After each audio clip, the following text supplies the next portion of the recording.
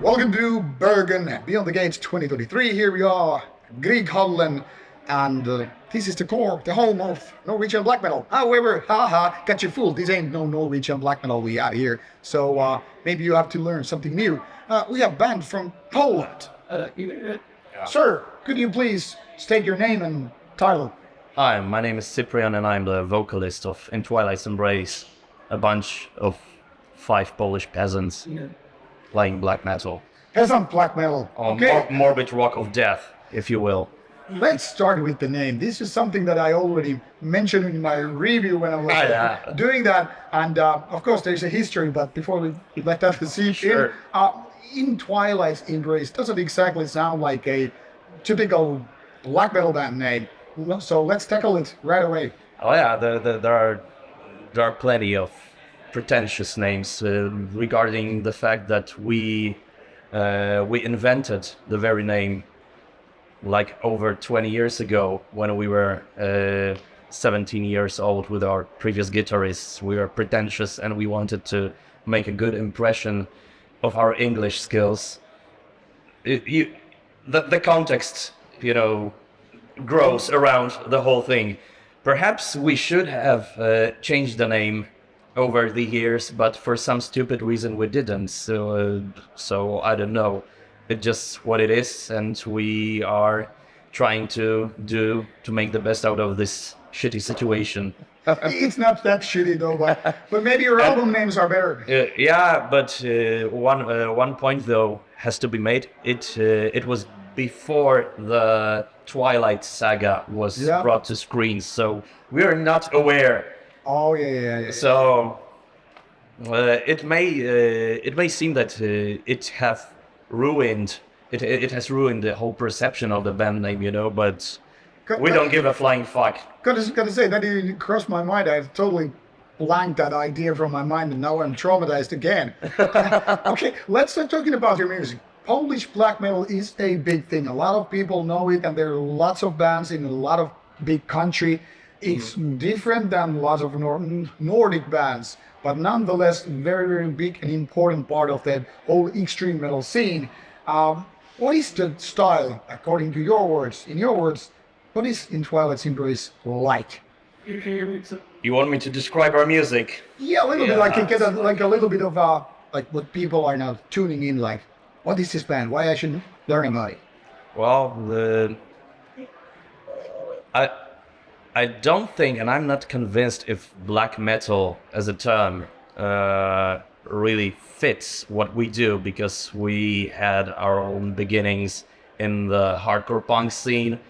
We even were considered a metalcore band because we mixed hardcore punk with metal long before, all these generic bands, modern metal style, were born and appeared. En masse. And when they finally did appear, we thought it is going in a shitty direction. We do not want to have anything in common with this.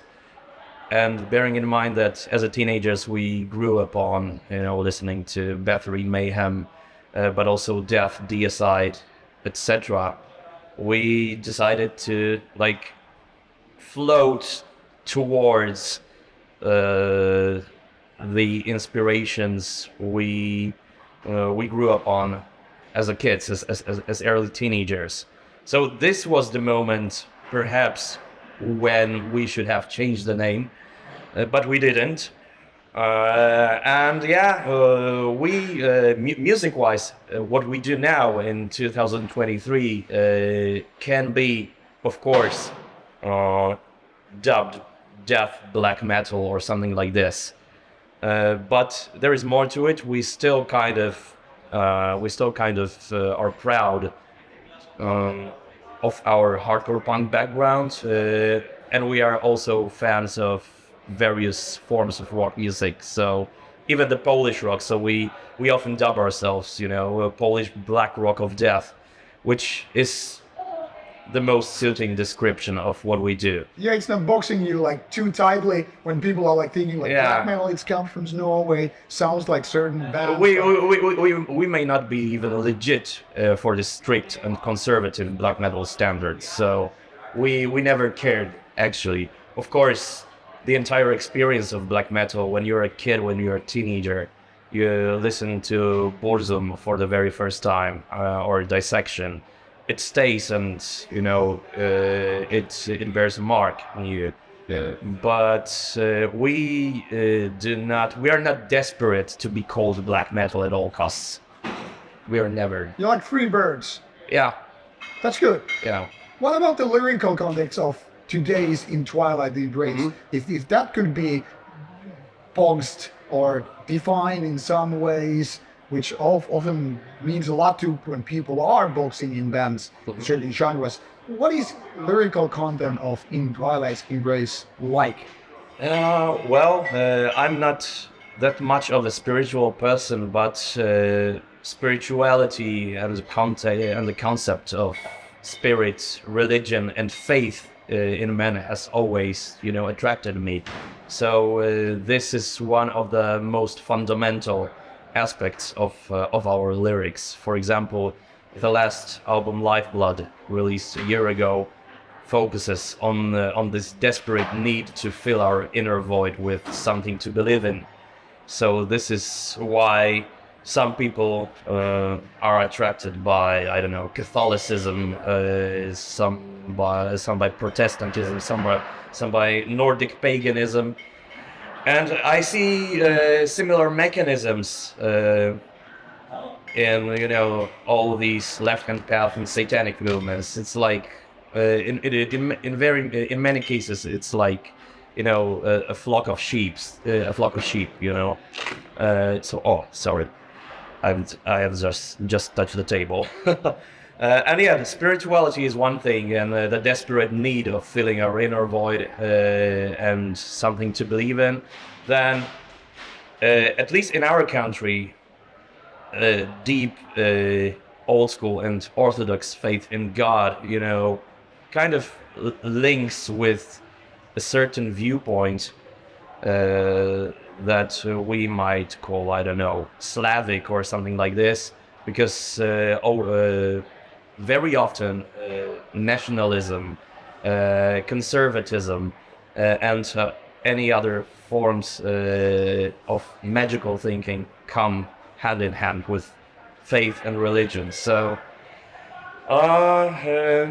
it is like struggling with your with forms of spiritual madness that preoccupies me as a lyricist. Now, you mentioned religion in Poland, and a lot of people probably know that Poland is a conservative Catholic country in so many ways, and some bands, probably quite a few ones, have had a hard time doing their art and all the music and lyrical content and shows because of that kind of a religious oppression, for the lack of better words, or upbringing at least. How has it affected your creativity or your band during the years, or has it just been like meaningless? We never had any problems regarding our music, our creation, and we have nothing to do with any kind of religious institution. So we were never hunted after. We were never chased by any moral police in Poland, but the only case I can recall is, of course, Behemoth, who have been threatened, who have been they have encountered many problems from religious and political right-wing institutions regarding their shows. Always any force of accidents. I don't know. They didn't get a permit from the firefighters, which are dependent on the conservative government in Poland. So these are the small things which can ruin the show, and I I'm 100% sure they are politically and religiously motivated. But still, in Twilight's Embrace and the bands, our league, our range have no such problems whatsoever because it's still way underground and mainstream mainstream politics only chases mainstream artists. So Behemoth are probably the only black metal, extreme metal bands who have made it to mainstream, and they are the arch enemy of Catholic Church. As an institution. Yeah. Now, this brings us to a very interesting angle. It seems like when you're big enough, you get targeted by various political entities or religious entities and all that stuff. And if you're a small one, then you have your own political groups, which find the bigger artists too big to fall, too big to push around. But some cancel culture things have targeted smaller bands because they can actually push around and try to make their life harder if they don't like the agenda or lyrics or even visual side of things. Have you ever had hard time in any of these aspects, or have you been just smart enough to, so to say, stay away from the shitstorm? Long before the entire concept of cancel culture and woke whatnot was born, we have encountered such situation once when we were scheduled to play in Germany. We have just released our second album, Slaves to Martyrdom, which was our first take on nationalism, ironically, and we used some old photos from Sudetenland and the Third Reich soldiers marching into some Sudetenland town, and it was a very touching photo because there was a crowd of old ladies Sieg heiling and crying at the same time. So it was fucking desperate. And someone at the youth center who booked us did not understand the whole point behind sporting such graphic. And they started asking us questions whether we are Nazis. We had to explain a bit that we have nothing to do with this shit, and we had to explain the entire context of using this photograph. But now we are never targeted. Some single people had problems with the fact that we played, I don't know, a gig or two with Infernal War in Poland. Funny thing is, we and Infernal War are on a completely opposite sides of political spectrum, but we still had no problems sharing the stage with one another. But there were single individuals who moaned online, but no action followed. So how is this movement, usually referring as movement as this kind of a political small groups, is it active in Poland? Because at least certain political parties are active in Poland. Or how is the scene with that? Because it seems to be different from country to country. Like in Germany or Sweden, it's probably more active than some other parts of the world. But how is Poland in that respect, in general? I wouldn't say that we have any systemic form of oppression against rock and roll artists or metal bands, but yeah, the only example I can bring up to the table is still Behemoth, who really encountered problems booking venues or not getting permits for this and that from government independent institutions, and yeah. Other than that, no, we were never targeted by any groups, be it left wing or right wing. All right. How about tour life? You know that you have 20 years plus in the history of the band, and you've done a few releases already, and sure, not exactly new guys anymore. How has things changed How the experience changed because of the years for you? Mm-hmm. I think we started real touring like 10 years ago. This is when the count of individual gigs, rose.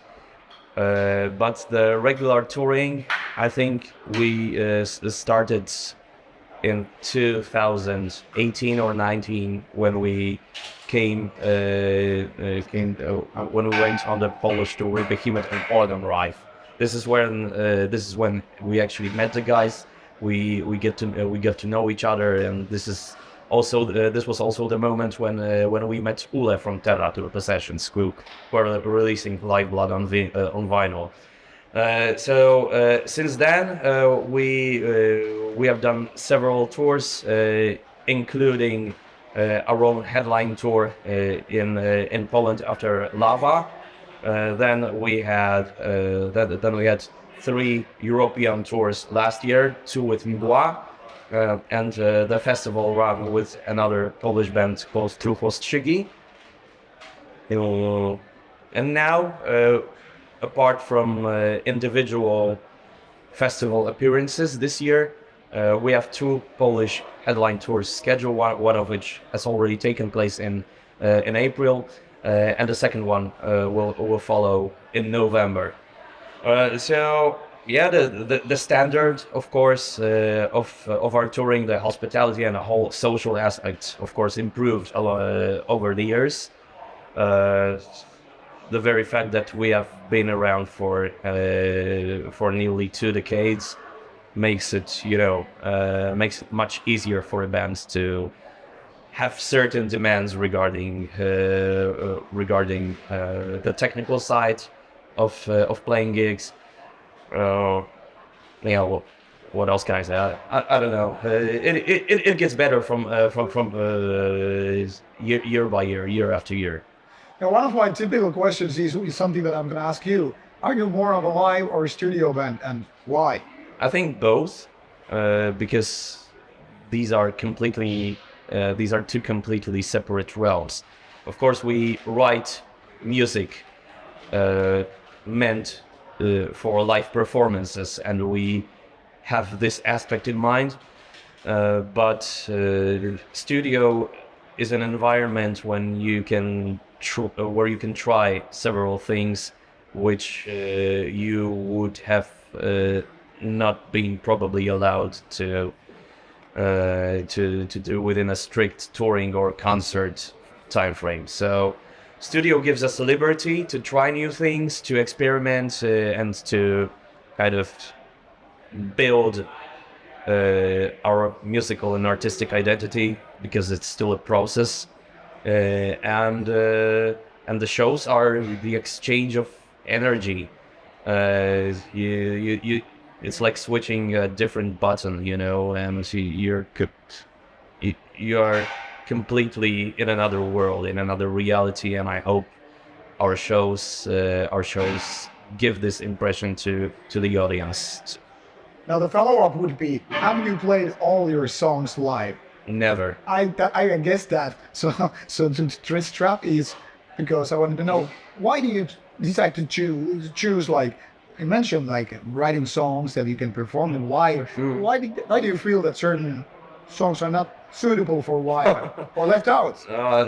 Some of these songs at a particular moment are too difficult to execute live in a live environment. They are too technically complex, or have some sick arrangements and whatnot. Still, though, the majority of our songwriting goes to the stage. I think it's like the ratio is 90% of what we write, what we compose, can be performed live, and the other 10% are like the statistical error. How about the band chemistry? This is also something that is not often discussed, but everybody who have ever played in band, me included, know that these chemistries can be quite fucking complicated, and complex in the sense that not every band can be a democratic system, because things don't actually work or well that way. It doesn't work. Still, though, we try to maintain the kind of democratical practices, within the band. But do you have a captain in the ship? I know, no, I don't know. I don't want to sound, audacious, but I think it's me because I'm the one who decides. I don't know everything regarding the touring, regarding the songwriting order on our albums. It is me who orders somebody to paint our artwork and etc. In regards to the chemistry within the band, this is what I have been thinking for quite some time now, and the relationship between the band members, the bandmates, I wouldn't call it friendship. It doesn't work. It's more like brotherhood. You are doomed to be in the same shit with these people for the better or worse. And brotherhood or like family ties, it's more accurate of a description of the band relationships. Friendship, maybe, but first of all, there is this family thing going in. And I think the fact that I have known Leszek, our main composer, for 20 years helps to get things done and to get problems solved. And with the other guitarists, Marcin, we have been classmates since the middle school years, so we have known each other for like over 20 years. So it helps, definitely. People change, of course, but it definitely helps to know each other for such a long time. Do you ever clash in serious ways, like it's close to get like, okay, I'm done with it, I cannot look at your face anymore, this touring is too taxing and all that stuff, only to come back later on? We have never had this kind of toxic shit going into the band. Maybe that's because at some point we have learned to say things straightforward, straight to the face, and I don't like this song you have brought to the rehearsal, but it has nothing to do with your composing skills, but it just doesn't click for our particular purposes. So we have managed to kind of mute the ego thing, and it's much more about understanding, acknowledging the fact that we are not perfect composers, and even the good composer or good lyricist can write shit sometimes. Well, there are plenty of good examples of that. Yeah. Talking about egos, sometimes they say never meet your idols because kill your idols. Yeah, because you might be really, really badly disappointed and all that stuff. And like you said, sometimes people change over the years. Sometimes the success or money or lack of thereof might be doing the... People get envious. Yeah, do the nasty trick. Have you ever had such experience like, okay, now we finally get to play a show with this and that band or tour, and then you meet the nice people and like, hey, I've been a fan of that, and then the very moment everything goes down to ruin. I wish that never happened. Fortunately, we have never had such serious quarrels with our idols, but even disappointments. Yeah, there were some, but they were minor. Yeah. And it doesn't. It will not make sense to bring the names. Yeah, of course. But of course we have encountered the situations in which I, as a fan of a certain band, went to a show, stayed after the show for a couple of drinks or a beer, in hopes of meeting an important artist or someone whose art I appreciate. And then and then they turn out to be a bunch of pricks or like totally despicable individuals. But still, this is the thing we have discussed last evening. you should not seek role models in your idols or people whose art you appreciate. Sometimes, or very often, very shitty people make excellent music, write excellent poems, shoot excellent films, and very often nice people Don't do anything. don't do anything or do shit. Yeah. That's something that I've noticed over the years, that especially when you said that, like, because people sometimes ask, like, why don't you do an interview with this band and why don't you do with that band? And You have your reasons. yeah, well, I would do an interview with every basketball band if the time and possibilities let me, but I've noticed exactly the same things. Like, sometimes the best bands have the people I have very little to do with, even though I appreciate the music like 100%. And sometimes I respect the people who are like, maybe the music is not the best out there, but they're like great individuals and people I would like look up to and Exactly. like put them as a scout to the whole thing and like give a tips and all that stuff. Now, if you were given the cloak of this role, like now you have become older, more mature, more experienced and all that stuff, what kind of instructions, tips, hints you would give to people who are like there to, hey, I want to have also a band. I want to avoid the basic mistakes as early as possible. So you can put the teachers at all. Or don't write excessive biographical notes. This is the first thing. There's plenty of these cliche quotes like listen to your art, follow your dreams, follow your vision, and whatnot. And the most embarrassing thing about them is that they are true and they work. Faced with adversity,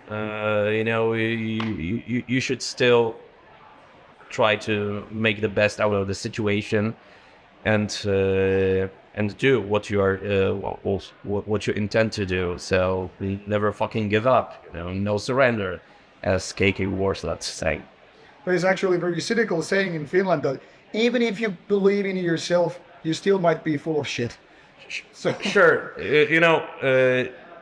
still don't picture yourself or don't believe that you are a genius or one of a kind, because there's plenty on us on Earth. There are billions of us on Earth, and most parts, or a very big part at least, has a band.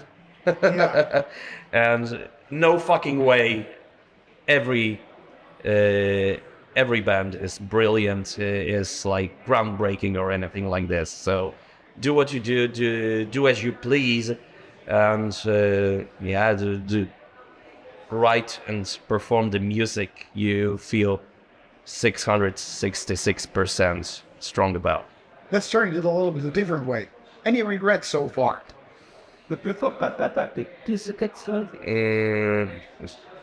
Maybe not changing the name at a certain moment when we finally started gravitating back to the music we grew up with. So perhaps it would have been a good decision to shun the In Twilight's Embrace name and find something shorter, less pretentious. But here we are, life's full of pretentious shit, and yeah, we have no strong regrets about it.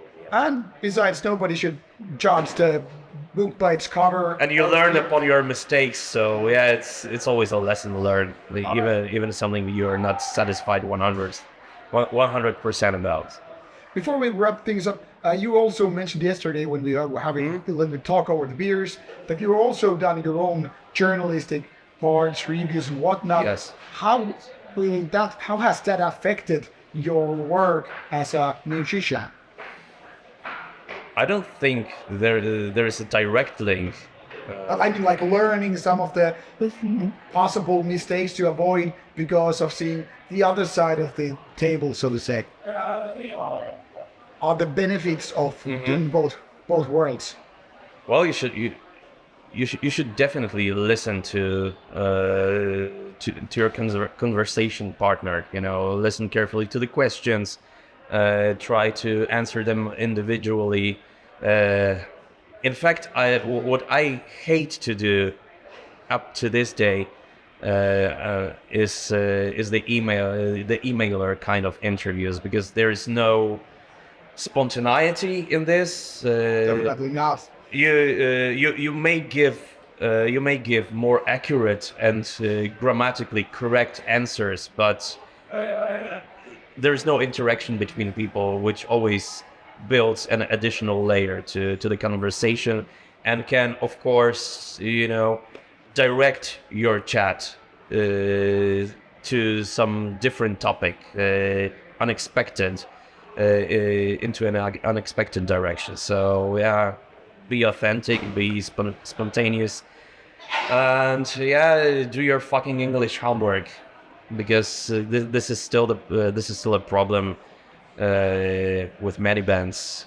Their English skills, I believe, could You mean there some bands are very bad in expressing what is the word for that? What is what? Fuck, I go for beer. yeah. No, and no beer jokes in the interviews, like the whole link, Okay, thrash metal, beer, and the tankard patch on your vest. This is the vibe I strongly try to avoid. The entire fun element in music sucks. Very true. You can have a little bit relax here and there, but keep that smiley face to a certain limit and all that stuff.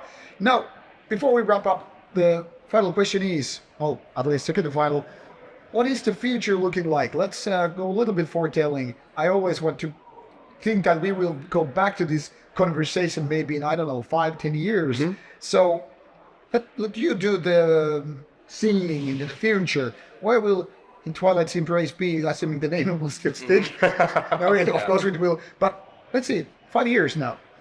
Where are you? What are you doing? What are you supposed to do? Hopefully growing bigger, growing stronger, and remaining artistically potent, because we are lucky enough to call each new record we are releasing our best so far, and we strongly feel about this. And we are very critical of what we do, and perhaps this is the key to the entire situation. So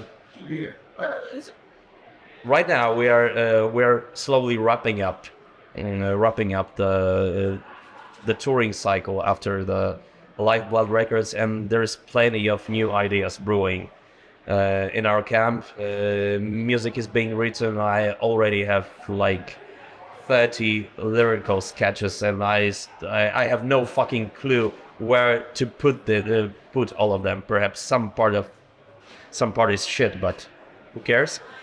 They will be deleted along the way. We have already certain gig inquiries from abroad for 2024, and yeah, the only thing I can imagine for the future years is that we'll keep going like this. So growing bigger, playing even more than we are playing now, and remaining artistically potent. That is a very, very good plan. Now, I will ask you about it in 5 or 10 years. Yeah. All right.